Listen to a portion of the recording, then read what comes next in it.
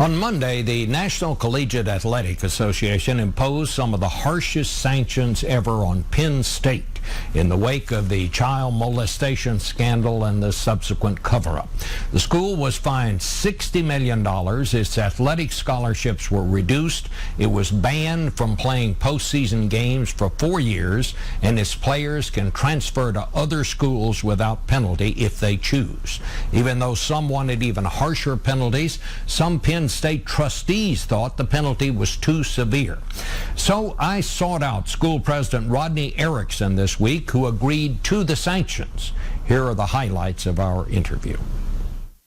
Well, there was a great deal of criticism in the community of you when you accepted, on behalf of the university, the sanctions that were imposed by the NCAA. Some people even on the board said that you just rolled over.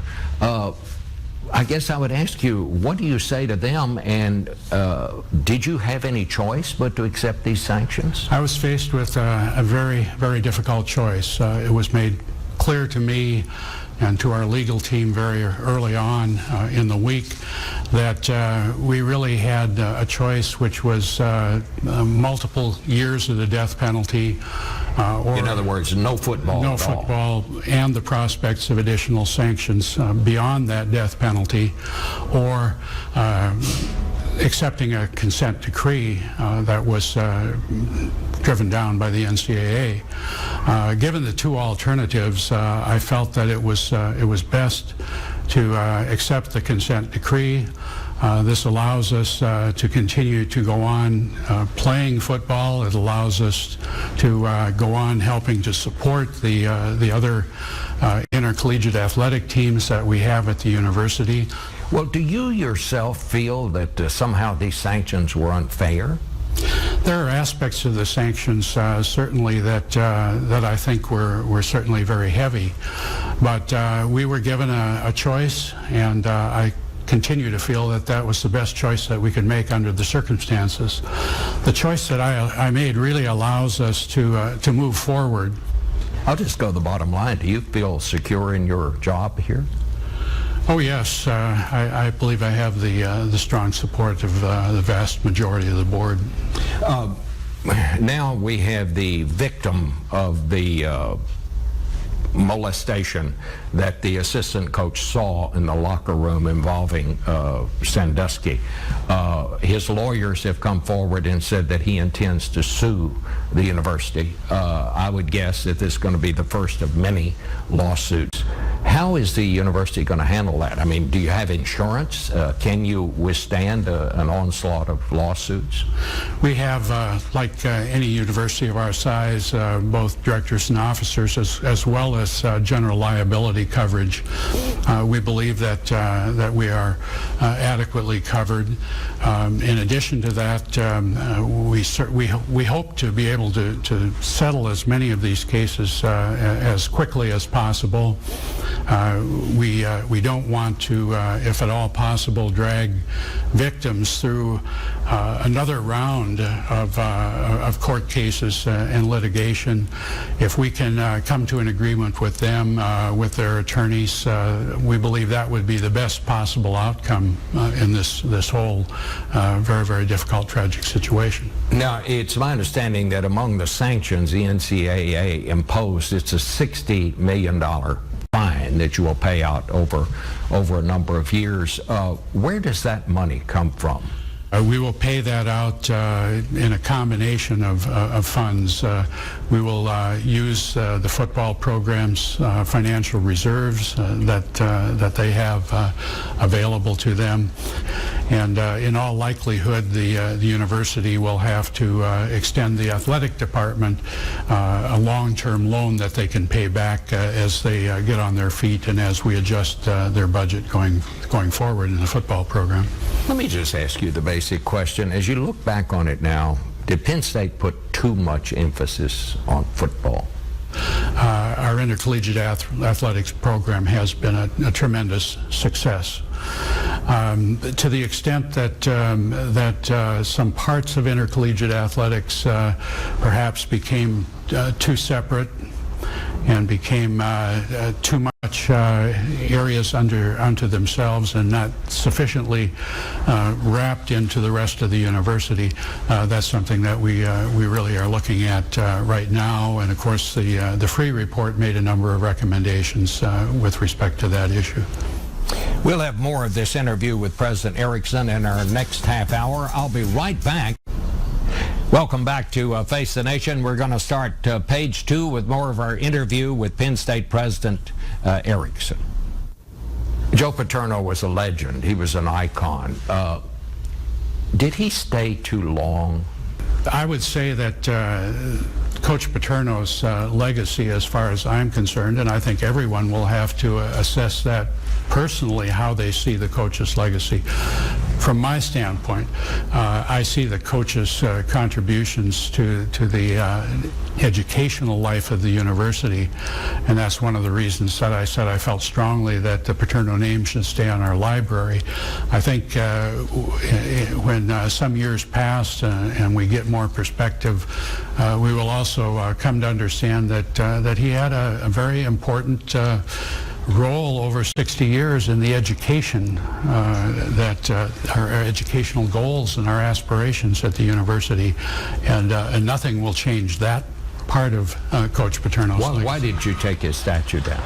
I thought the statue had become a kind of a symbol, a kind of a lightning rod, if you will, for the controversy that has erupted over the past 8 months. And I felt that it was a kind of open wound for the victims of child abuse across the nation. And in that respect, I thought it should be removed. What will you do with it? It's in a safe place right now. Could you ever see it coming back or being put back on display somewhere? We're certainly not prepared to make any decision about that issue at this time. It needs perspective. It needs time. What do you say now to these children who were molested? Some of them are older now, but what does the university want to say to them? Well, we're deeply sorry and sad, regretful that this happened at our university. We want to do the right thing. We want to help them in their healing process, but we also want to make sure that Penn State becomes a national leader in this whole area of child abuse prevention and treatment. We've already taken a number of very concrete steps to do that. We're committed to being a national leader in this, and to make sure that hopefully some good in the larger perspective of things can emerge from this very tragic situation. And of course, the $60 million fine will go into an endowment, the proceeds of which will be used to assist in the prevention and treatment of abuse. As difficult as this was, what is the lesson here? What happened then that can never happen again? And how do you keep that from happening? I believe there are several lessons here, Bob, that we can learn from this. One, of course, is to be very mindful of our children and the circumstances under which they engage in activities and so forth. Our children are our most important assets. I think another lesson to be learned is one of accountability, the accountability of the moment. We need to make sure that everyone, regardless of their position or standing, is held accountable for actions that they take. We need to make sure that all of the units across the university are really interacting and sharing information. Why were people afraid to talk about this? How did this happen? That's the part that I find so difficult. I mean, how could people have known about this and not tried to do something about it, or just tried to tell somebody about it? I think that's a very, very difficult question for all of us to come to grips with. When I read the grand jury presentment last November, I was horrified at what I read, and The first question that came to my mind is, how could something like this have happened at a place that I thought I knew after 35 years quite well? And so I think many of us are still asking that question. Is it something, again, related to the kind of organizational structure that we have? How much of it is simply due to human frailty and not willing to step forward when they see something terrible happening? And again, it's accountability of the moment.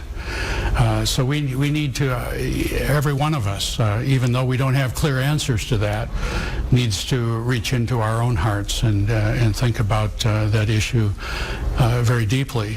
And going forward, we can't change the past, but we can look to the future. Yeah, and we can hold ourselves accountable to not just to our children, but to all aspects of the world we interact with. Rodney Erickson, the president of Penn State, and joining me now to talk about this situation and the impact it's had on football in general and the kind of the state of sports in America, Sarah Ganim, who is a CNN contributor. She won the Pulitzer Prize for her work for the Harrisburg Patriot News on the Sandusky scandal. Sarah, you are how old? 24. And you've already got a Pulitzer. All right. Bill Rhoden is a sports columnist for the New York Times. Buzz Messenger is a contributor for Newsweek in the Daily Beast. He wrote Friday Night Lights, one of the best books about football ever written. And our own James Brown, who's here at the table with me and out in Los Angeles, Jim Rome, both, of course, of CBS Sports. Sarah, I got to talk to you. You heard the president. What struck you here? What are the questions we need to be asking now? Well, I think the situation about the money and how they're going to pay, not just for the fine that the NCAA imposed, but the lawsuits that are inevitably going to come, the millions that they're already spending and will continue to spend on crisis management. How will they ensure that this doesn't come from the three key areas, from tuition money, from taxpayer money, and from donations from people who give to Penn State because they went to school there or enjoy the program? And the interesting thing about Penn State is that it's unlike many state schools, it's what we call in Pennsylvania state related. So it gets state money, but it doesn't have to open up its records. So we cannot, no one, no members of the public, no journalists can look and see the money trail. And while President Erickson is telling us what pot of money they want to take the $60 million from, we don't know where that money was going before. So how do we know that where that $60 million might have gone to, build a new academic or building or a laboratory?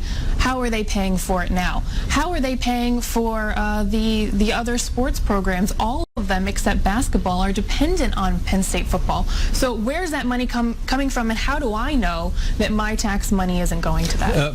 Bill, let me just start with you and just go around the table. Short question. Did the NCAA impose the right penalty here? Should it have been harsher, or was it not harsh enough? Bob, absolutely not. They should not be playing football.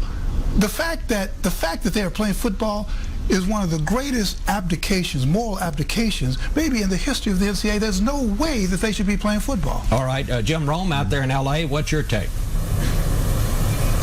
Bob, I think they got it right. I think the NCAA actually had to come down the way they did. We're talking about the worst scandal ever. The NCAA couldn't just sit that one out. We're talking about a head coach who knew, and an athletic director who knew, a vice president and a president knew that they had a pedophile within their buildings. They had to do something. So I think that they got it right. I think it certainly was punitive. I think that it was just, and I think that they had no other opportunity or no other choice but to do what they did. I think they got it. Buzz Messenger? Yeah, I mean, given the past conduct of the NCAA, in which they literally never do anything, I think the sanctions were appropriate and correct. I think it's going to have a severe impact on the Penn State football program. When you lose scholarships like that, when you're restricted and you're not going to bowl games, kids, it's a business, and kids and their parents are going to say, don't go to Penn State. You know, my daughter went to SMU the year that they got the death penalty. No football. They canceled all the games the first year, canceled the visiting games the second year. SMU went ahead and canceled the home games. I remember going to the homecoming soccer game, and it just wasn't quite the same. SMU didn't do nearly what happened at Penn State. Do you think the penalty was right, James? I think on balance it was fair. I thought it was punitive enough. There's no such thing as a penalty that will be fair with all parties involved, Bob. The current athletes, they had nothing to do with it. I hate the fact that they're going to be impacted, but there's always collateral damage when there's a punitive measure put in place, and I think the right thing was done, because for me, it begins and it ends with the young people who were raped and abused. That says it all to me. Well, obviously, something like this can't happen without consequences. But what the people in Penn State argue, some of them, and in the community, as well as some members of the board, is that the wrong people are being punished. The guys that did this have been fired. They've been sent on their way. And it's the football players, it's the fans who are being punished here, Bill. You got to stop that. I mean, that's the whole problem. The only innocent people in this whole drama are the kids who were raped. You know, I don't know if anybody has been the victim of abuse, but that's something that's forever. They're the only people, and the fact that, if you listen to this whole thing, only thing that Penn State wanted, the only thing we're listening to is let us play football. That's the only thing they want to do. Let us in the game. Let us in the game. As long as we're in the game, we can make a little money here, make a money. If you shut it down, you're sending a message that resonates to California, down to Alabama, up to the Northeast. But by letting them play ball, that's the only thing they want to do. Just let us play ball. The competitiveness of the program is going to be impacted by the reduction in scholarships for sure. No bowl money revenue will be disseminated at all. $60 million is a pretty significant hit, especially to the second biggest employer in the state there, being the Penn State University, period. So I think it was very punitive for sure. I do hate that the kids won't be able to pursue, but you know what? That's life. I mean, Sarah said it back in the green room. There's nothing fair about that, but when you're talking about a situation that is as egregious as this, the right thing was done. Well, Sarah, talk to us a little bit. I mean, as a reporter, I'm interested. This must have been a very tough story to get. Well, you know, it's funny you say that, because when you talk about, a lot of people have been talking about the culture at Penn State. As reporters in State College, there was a joke. We used to call Penn State the Kremlin, and it really was impenetrable. I mean, the Penn State practices were closed, the football program was incredibly secret, and when you talk about what happened, and looking back in hindsight, these were things that were not really, these were known things. It was very difficult to get information out of Penn State, out of administration, out of the football program. It was just impossible. And so that, you know, that's definitely carried through. And in some ways, I think President Erickson recognizes that and is trying to make things more open. But I do think Penn State has a long way to go before we really know what's going on. What did you do? Did you get a tip? How did you find out about this? Yeah, I got a tip. It was you know, kind of dumb luck in a way. You know, I asked a source, anything else going on? What else should I know? And the person said to me, hey, you know, Jerry Sandusky has been accused. And this is at the point where it's just one child, one boy, a teen boy who had accused him. And 6 weeks later, that person called me back and said, hey, remember that thing I told you? Never mind, it's not true.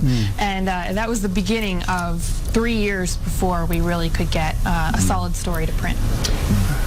You know, and there's still a lot of unanswered questions. I have a lot of questions about the conduct of Governor Tom Corbett, why this investigation took so long, why was a grand jury impaneled as opposed to arresting Mr. Sandusky, and then you could have continued the investigation. I mean, he put other children at risk. This investigation took 3 years. He had one investigator, he says two, on the case for the first 2 years. A narcotics officer, and by the way, he was an attorney general running for governor, and you have to ask the question, was he scared of offending the Penn State base, which is enormous in the state of Pennsylvania? Jim Rome, I asked President Erickson, what about Joe Paterno? Did he stay too long? I found him fairly forthcoming considering the circumstances, but he clearly dodged that question. He said, well, people have to make up their own judgments about whether he stayed too long. Is that what happened here? Was this an icon who just should have retired or been retired some years ago? Now, Bob, I don't think it's a matter of him staying too long. I think it's a matter of a man who had an opportunity to do the right thing and did not do so. I mean, the one thing that we could always believe in college sports was Joe Paterno, a man of integrity, a man of virtue, a man that would do the right thing given the right opportunity at the right time, but that's not what he did. I mean, a lot of Penn State fans are really upset about this, but the fact of the matter is, this is now his legacy. This went on under his watch. He knew about it, the AD knew about it, the vice president knew about it, and the president knew about it, and he did not do the right thing. And unfortunately, this is now what he's going to be remembered for more than anything else. Not that he stayed too long, but that he had a chance to do the right thing and didn't do it. Hey, Bob, if I can coattail on what Jim Rome is saying, that to me galls me the most. You've got adults who are in position of responsibility. They're to be carrying the banner for honesty and integrity and transparency, and they failed miserably in that. And this, while this is the most egregious situation that I've seen, the tail wagging the dog, the athletic department, wagging the dog at a big-time athletic program is nothing novel. I'm just hopeful. I'm not very confident that it's going to happen, that there will be a significant change, because this isn't the only place where the tail is wagging a dog. Big-time college athletics is viewed through the prism of money, and it runs the show. All right, we're going to keep talking about this. We have to take a little break and make a little money for Face the Nation here.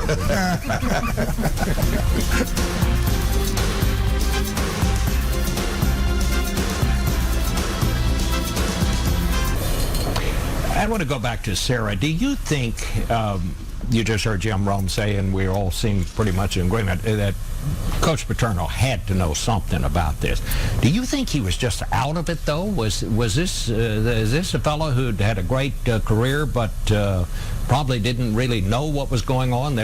Because it seems to me like the self-perpetuation of the Joe Paterno legend became even larger than the football program at Penn State. I would say it was larger than Penn State. Joe Paterno and Penn State were basically synonymous. And, you know, I think that when I talk to students there, and I've been talking a lot to students, I was a student not that long ago at Penn State, one thing that I really hope that people learn from this is that, you know, this was almost idol worship at this point of Joe Paterno, and it's just not fair to the fans, it's not fair to the person, to Joe, that we hold people to such a high standard, just on such a pedestal. I mean, really, honestly, to erect a statue, a larger-than-life statue of someone who is still alive, you know, on campus, in front of the place where they work. Can you imagine going into work every day with a 10-foot statue of yourself in front of the entrance? You know, Nick Saban does. Nick Saban does. Nick Saban goes down, whatever it's called, and there's a big statue of Nick Saban because he now won a national championship. Look, you know, we can use Joe Paterno's age as an excuse. Joe Paterno was a dictator. It took 5 years and an appeal to the state Supreme Court to get his salary, which was public. He knew something was going on in 1998. He definitely, according to the Free Report, had an impact on the decision that was made in 2001. At the end of the day, Jerry Sandusky was a member of the football mafia family, and as long as you don't rat, you're a member of the family. And what is the most troublesome in all those emails we've read, not one word about any of the victims. You know not what? a single word. I don't begrudge the success of any college coach who wins consistently and does it right. I don't know all the story there. Time and distance from it will tell the full story. There's a truth that says that which was done in the dark will ultimately come to the light. So I don't begrudge the success. It's just the degree to which we deify them, and then they're insulated. There's no firewall between. The university is supposed to be running the show, and that doesn't happen many places. Oh, well, let me bring Jim Rome back in this. So we know how it happened at Penn State. Do we have this same kind of situation at other big universities around the country? Because football has suddenly become very, very big business. Not suddenly, but is very big business. You know, Bob, I got a couple of thoughts on that. Number one, it'll never be like it was at Penn State, because we're talking about somebody that was there for 40-plus years, and we're talking about a very small community that really derives a lot of its identity both from that university and the football program. So it could never be like it was at Penn State with Joe Paterno. That was an anomaly in and of itself. However, I would say, and Nick Saban's name came up, you can't tell me that Nick Saban is any less powerful right now than he was before this whole thing went down. To me, that's what's so troubling. This is not going to change anything at all. The only thing this is going to change is the way Joe Paterno was seen. It's going to change the way that football team looks on the field there, but it's not going to change anything nationally because the stakes are always going to be what they're going to be, and people are going to want to win, and that's not going to change. I don't think it changes anything. Do you think, I mean, do you think Les Miles has less power than the president at LSU? Are you kidding me? None of them do. You know, and so I just want to make this very clear about this whole thing. I think that what we're talking about here, and you mentioned the mafia, we're talking about death penalties. The NCAA itself should get a death penalty. I want to get back to it. They took care of the member of the club. Okay, Penn State is a member. They slapped them around publicly, $60 million. USC, we were slapping them around a couple years ago. USC is a preseason #1. And guess what? And USC may get one of Penn State's guys. I mean, this business, the deeper you get into it, is incestuous, and it's coming to the point, it's immoral. And look at what we're doing here. We're punishing a moral trespass with money. We're saying, okay, you raise a moral, but give us some sanctions. You are punishing with significant sanctions more. But it's still money. More than USC. Yes, it was a PR move for the NCAA. Is it going to change the culture of college football? No. But should players be paid? Should players be paid? Of course, but we have this myth, this ridiculous myth of the whole man that never existed, that was perpetuated by Walter Camp and Grantland Rice. It's a disgrace, and the NCAA is a disgrace, and part of it was a PR move. Sarah, how many of the football players, they can now transfer to other schools without losing any eligibility? What's your take? What are you hearing? You think many of them will? No, I think many of them are going to stay. Do you? Out of loyalty. And, you know, I think there's really only one that, correct me if I'm wrong, guys, but there's only one that's even been talking, openly talking, Cyrus Red, to USC. And most of the players at Big Ten Media Day said, look, we're sticking together. This is a decision we're making as a team. We're going to play this season. And I think a lot of them are standing behind Bill O'Brien. It's the same kind of reaction in the community. People are saying, I don't care how much a football ticket is, I'm going to go to the games, even if I wasn't going to go to the games otherwise, to show, hey, you can't beat me down. I'm going, I'm going to support Penn State. We're about to run out of time. I want to go back to what Buzz said. Should we be paying our college athletes? No, I don't believe in that. I do believe, because they're the only ones that are not making a whole bunch of money. Well, that's the rule in the NCAA. The only people who make money are the adults. But no, I don't believe that. I do believe that there is something to be said for going to these great universities and getting an education. They don't go there for that. They don't have the time. They don't have the wherewithal. I think a lot do. I think very few do. I think very few do. And Cam Newton probably made tens of millions of dollars for Auburn, tens of millions of dollars, and gets nothing. It isn't fair. It is a form of indenturement. All right. Well, I'm sorry. That is where we'll probably continue this conversation after we go off the air, but then we have to end this part of it. We'll be back in a minute. Thank you.